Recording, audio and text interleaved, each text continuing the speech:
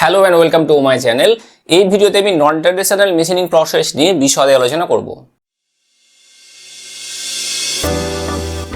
তো নন traditional machining process কি এবং নন ট্র্যাডিশনাল মেশিনিং প্রসেসকে কত রকম ভাবে ভাগ করা যায়, মানে ক্লাসিফিকেশন কি, সেটা আমি বিশদে তোমাকে ভালোভাবে বুঝিয়ে দেবো। তো নন ট্র্যাডিশনাল মেশিনিং প্রসেস যাকে আমরা সংক্ষেপে বলতে পারি NTM, নন কনভেনশনাল মেশিনিং প্রসেস, বা আমরা বলতে পারি আনকনভেনশনাল মেশিনিং প্রসেস, এগুলো কিন্তু আমরা বলতে পারি।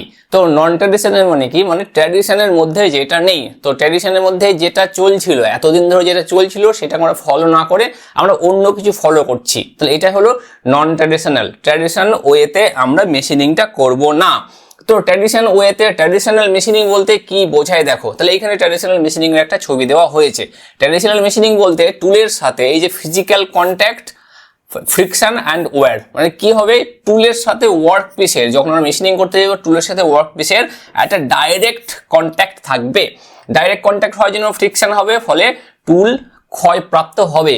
কিন্তু এই যে নন ট্র্যাডিশনাল মেশিনিং, এখানে তোমরা ছবি দেখতে পাচ্ছ, এই যে টুল আছে, টুলের সাথে ওয়ার্ক পিসের কোনো রকম ডাইরেক্ট কন্ট্যাক্ট থাকবে না, মানে ম্যাজিক, অদৃশ্য, একটা অদৃশ্য বল কি করবে, ওয়ার্কপিসকে মেশিনিং করবে, ওয়ার্কপিস থেকে ম্যাটেরিয়ালকে রিমুভ করবে, তাহলে কোন রকম কন্ট্যাক্ট থাকবে না।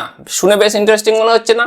হ্যাঁ, এটাই হলো নন ট্র্যাডিশনাল মেশিনিং। তো ট্র্যাডিশনাল ওয়ে কি ছিল? ট্র্যাডিশনাল ওয়ে ছিল একটা আমাদের টুল থাকবে, যেই টুলটা ওয়ার্কপিস থেকে হার্ড হবে, এবং এই যে হার্ডার ওয়ার্কপিস থেকে হার্ডার যে টুল, সেটা আমাদের ওয়ার্কপিস থেকে ম্যাটেরিয়ালকে রিমুভ করবে। এর ফলে ধীরে ধীরে টুলটা কি হবে, টুলে যে ধার থাকবে সেটা শার্পনেসটা ধীরে ধীরে কমে যাবে। এরকম হয় আমাদের ট্র্যাডিশনাল মেশিনিং এ। কিন্তু এখানে আমাদের এই যে টুলটা ব্যবহার করব, টুলটা যদি ওয়ার্কপিস থেকে সফট হয়, মানে ওয়ার্কপিস হার্ড আর টুল হলো নরম, টুল সফট ম্যাটেরিয়াল দিয়ে তৈরি, তবুও কিন্তু আমরা এই ওয়ার্কপিসকে মেশিনিং করতে পারবো, ওয়ার্কপিস থেকে ম্যাটেরিয়ালকে বা মেটালকে রিমুভ করতে পারবো। এটাই হচ্ছে আমাদের নন ট্র্যাডিশনাল মেশিনিং প্রসেস। তাহলে আমরা নন ট্র্যাডিশনাল মেশিনিং প্রসেস কেন ইউজ করব?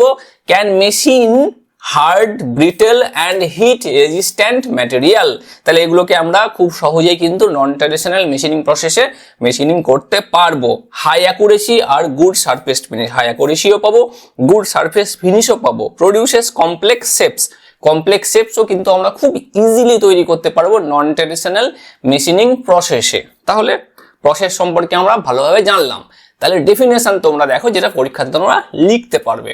নন traditional machining is a machining process in which material is removed by using forms of energy other than the conventional cutting action of a sharp edge টুল।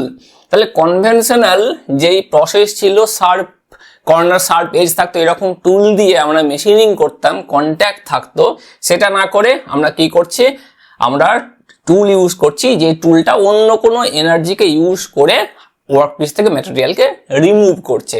এটাকেই বলছি আমরা non traditional machining process. নন traditional machining NTM বা NCM, নন conventional machining বা unconventional machining, আমরা এগুলো কিন্তু বলতে পারি।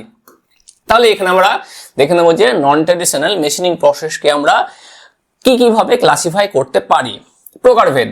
ফার্স্ট দেখো, এখানে মেকানিক্যাল এনার্জির উপর রিলেট করে, মেকানিক্যাল এনার্জির উপর ডিপেন্ড করে কিন্তু আমরা এটাকে ভাগ করতে পারি ইলেকট্রিক্যাল এনার্জির উপরে, থার্মাল এনার্জির উপরে আর কেমিক্যাল এনার্জির উপরে। তো ফার্স্ট যদি মেকানিক্যাল এনার্জির উপরে দেখতে চাই, তাহলে কিছু এক্সাম্পল হলো, যেমন USM, AJM, WJM, AWJM, এই চারটে আমরা দেখলাম। এবার ইলেকট্রিক্যাল এনার্জিতে দেখো EDM, WEDM, ECM, ECG, এগুলো আছে।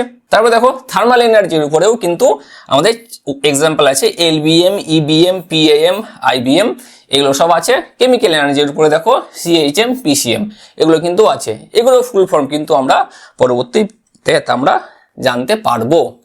তাহলে দেখো, এখানে ফার্স্ট যেটা আছে সেটা হলো mechanical energy based processes.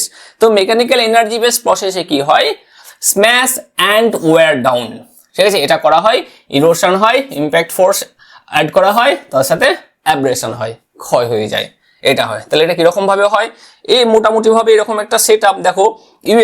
USM মানে ultrasonic machining, AJM abrasive jet machining, WJM water jet machining, AWJM abrasive water jet machining, যেমনটা আমি বললাম এরকমটা।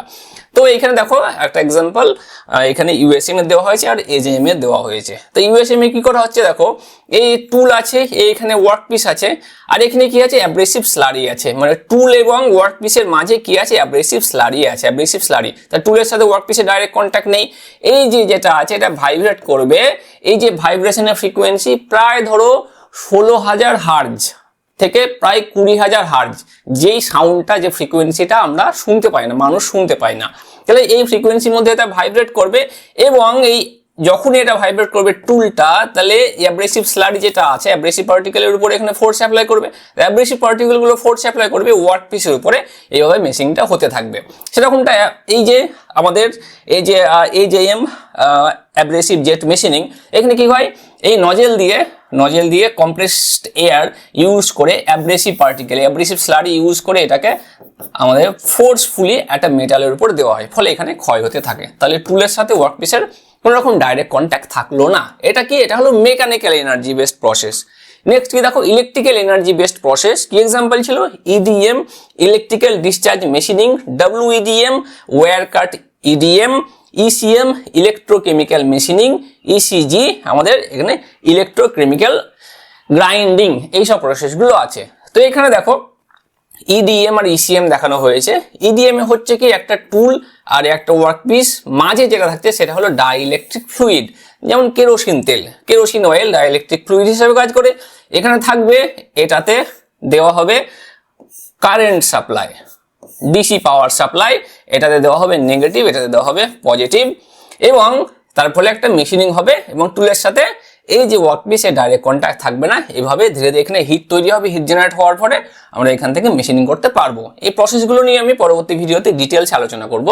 ইসিএম এ তাই এখানে একটা থাকবে কি ইলেকট্রোলাইটিক থাকবে, মানে ইলেকট্রোলাইট সলিউশন থাকবে, সেখানে মাঝে এখানে পাওয়ার সাপ্লাই দেওয়া হবে, ডিসি পাওয়ার সাপ্লাই দেওয়া হবে। এইবার এখানে এটা নেগেটিভ আর এটা হলো আমাদের পজিটিভ দেওয়া হবে, ফলে এখানে কেমিক্যাল রিঅ্যাকশন হওয়ার জন্য ওয়ার্কপিস থেকে ম্যাটেরিয়াল রিমুভ হবে। তো এইভাবে কিন্তু হয় ইলেকট্রিক্যাল এনার্জি বেসড প্রসেস আমাদের এটা। নেক্সট যে ভাগটা আছে সেটা হলো থার্মাল এনার্জি বেসড প্রসেস। তো থার্মাল এনার্জি বেসড প্রসেস আমরা কি বললাম, LBM laser beam machining, EBM electron beam machining, PAM plasma arc machining, IBM ion beam machining, এইসব প্রসেসগুলো আছে। তো এখানে এলবিএম আর পিআইএম এর ছবি দেখানো হয়েছে দেখো। তো এলবিএম এ কি হয়, একটা লেজার লাইট তৈরি করা হয়, লেজার রে ওয়ার্কপিসের উপরে ফেলা হয়, ফলে ওয়ার্কপিস মেল্ট হয়ে যায় এবং ভেপোরাইজ হয়ে যায় এবং মেশিনিং হয়। তো প্লাজমাতে কি হয়, প্লাজমা সুপারহিটেড আয়োনাইজড গ্যাসকে পাঠানো হয়, সুপারহিটেড আয়োনাইজড গ্যাসকে যখন পাঠানো হবে তখন এখান থেকে মেটাল গলে যাবে এবং মেশিনিং হয়ে যাবে। তাই দুটো ক্ষেত্রে টুলের সাথে ওয়ার্কপিসের ডাইরেক্ট কন্ট্যাক্ট থাকছে না। তো এটা হলো আমাদের থার্মাল এনার্জি বেসড, হিট মেটালকে মেশিনিং করছে। নেক্সট যেটা আছে এবং লাস্ট সেটা হলো chemical energy based process. Chemical energy based process কি আছে, সিএইচএম কেমিক্যাল মেশিনিং আর পিসিএম আমাদের ফটো কেমিক্যাল মেশিনিং। তাহলে এখানে যেটা দেখানো হয়েছে সিএইচএম কেমিক্যাল মেশিনিং দেখানো হয়েছে। কেমিক্যাল মেশিনিং এ দেখো এখানে কেমিক্যাল সলিউশন থাকবে এবং যেখানে যেখানে আমরা মেশিনিং করবো না সেখানে সেখানে আমরা প্রোটেকশন দিয়ে রাখবো, মাস্ক দিয়ে রাখবো, মানে আমরা দিয়ে রাখবো এখানে ল্যামিনেট করে রাখবো। তাই এখানে এগুলোতে ল্যামিনেট করা আছে আর এটাকে ডুবিয়ে দেওয়া হয়েছে কিসে, কেমিক্যাল সলিউশনের মধ্যে ডুবিয়ে দেওয়া হয়েছে। ফলে এই যে ওয়ার্কপিসটা আছে, ওয়ার্কপিসটা এই ম্যাটেরিয়ালটা কেমিক্যালের সাথে রিয়াকশন করবে এবং ওয়ার্কপিসকে ধীরে ধীরে ক্ষয় করে দেবে। দেখো এই যেখানে যেখানে ল্যামিনেট করা নেই বা মাস্ক দেওয়া নেই সেখানে সেখানে দেখো ক্ষয় হয়ে গেছে। তো এইভাবে কিন্তু কন্ট্রোল কেমিক্যাল রিয়াকশনের মাধ্যমে মেশিনিং করা হবে।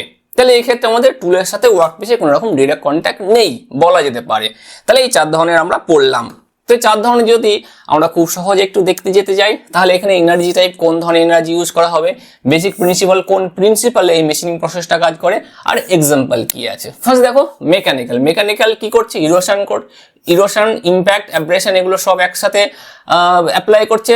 এক্সাম্পল কি, ইউএসএম আল্ট্রাসোনিক মেশিনিং, এজেএম ডব্লিউজেএম এডব্লিউজেএম এইসব প্রসেসগুলো আছে। ইলেকট্রিক্যাল এনার্জি ইলেকট্রিক্যাল ডিসচার্জ অথবা ইলেকট্রোকেমিক্যাল অ্যাকশন ইউজ করা হবে। এক্সাম্পল হলো ইডিএম ডব্লিউইডিএম ইসিএম ইসিজি এইসব প্রসেসগুলো। থার্মাল এনার্জি অ্যাপ্লাই করে melting and or vaporisation, melt করা হবে এবং ভেপোরাইজ করা হবে। এক্সাম্পল হলো এলবিএম ইবিএম পিএএম আইবিএম।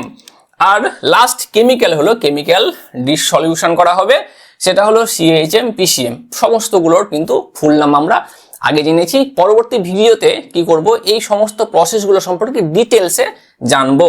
তো তাহলে ফাইনালি যদি তোমরা দেখতে চাও যে কোনটা কি প্রসেস, দেখে নাও এখানে মেকানিক্যাল, ইলেকট্রিক্যাল, থার্মাল, কেমিক্যাল সমস্ত কিছু দেওয়া হয়েছে।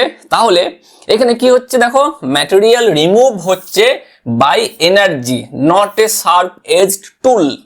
তাহলে এনার্জি দিয়ে, যে কোনো রকম এনার্জিকে আমরা ইউজ করছি এবং সেই এনার্জি ইউজ করে আমরা ম্যাটেরিয়ালকে রিমুভ করছি।